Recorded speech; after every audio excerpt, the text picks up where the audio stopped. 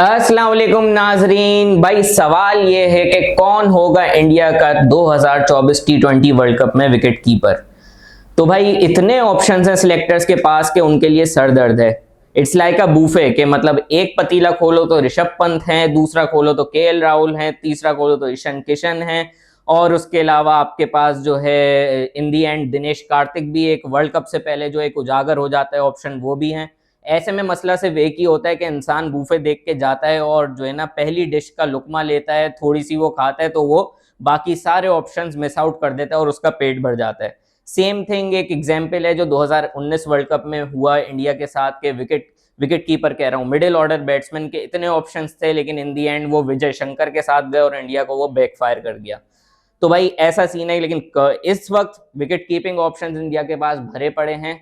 और केएल राहुल की मिसाल आप देख लें कि भाई उन्होंने जो है ना थोड़ा दिमाग का इस्तेमाल किया, उन्होंने देखा कि भाई इतने सारे विकेट कीपर ऑप्शंस हैं, तो वो पिछले सीजन्स में जो कि रेगुलर विकेट कीपर डिकॉक और लखनऊ से खेल रहे थे उनको रिप्लेस करके वो खुद एज अ कीपर आ गए कि भाई मेरी बैटिंग के तौर पे जगह ना बढ़े तो क्या पता मेरी जो है वो विकेट कीपिंग के थ्रू ही बन जाए। तो इस तरह से उन्होंने इस ऑप्शन को यूटिलाइज करने की कोशिश की और वो किसी हद तक कामयाब भी हुए, क्योंकि इंडिया के जितने भी विकेट कीपर्स हैं इस वक्त आईपीएल में सभी भरपूर फॉर्म में नजर आ रहे हैं। सब ने रन्स भी बनाए हैं, सबका स्ट्राइक रेट भी बहुत बेहतर है और विकेट के पीछे भी उन्होंने काफी अच्छी कारकर्दगी दिखाई है।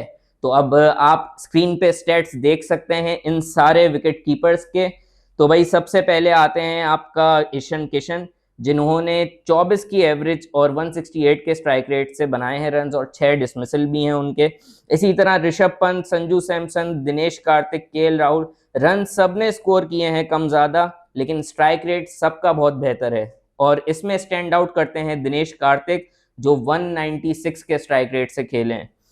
तो भाई इंडिया के पास बेशुमार ऑप्शन है इस वक्त कि वो किस विकेट कीपर के साथ जाते हैं, लेकिन मसला एक ये भी है कि इतने सारे इनफॉर्म कीपर्स होने के साथ इंडिया जो है 2 से 3 विकेट कीपर लेके जा सकता है, लेकिन in the end they have to make way for their oldies skipper Sharma and Virat Kohli.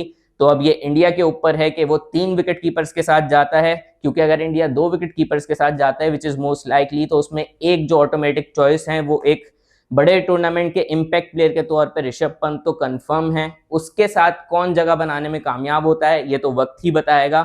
मेरे ख्याल में इंडिया को करना ये चाहिए कि अगर वो मिडिल ऑर्डर में ऑप्शंस देख रहे हैं तो वो संजू सैमसन और ऋषभ पंत के साथ जाएंगे।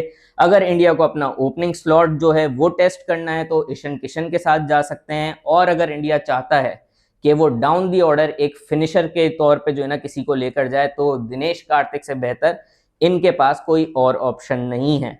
और इन दी एंड दिनेश कार्तिक की एक एज मैं इसलिए कहूंगा क्योंकि एक तो वो बहुत ज्यादा ही इंपैक्टफुल प्लेयर हैं डाउन दी ऑर्डर, फिनिशिंग जो टच चाहिए होता है हर टीम को, और वो कीपिंग से हट के भी पूरे ग्राउंड में कहीं भी फील्डिंग कर सकते हैं।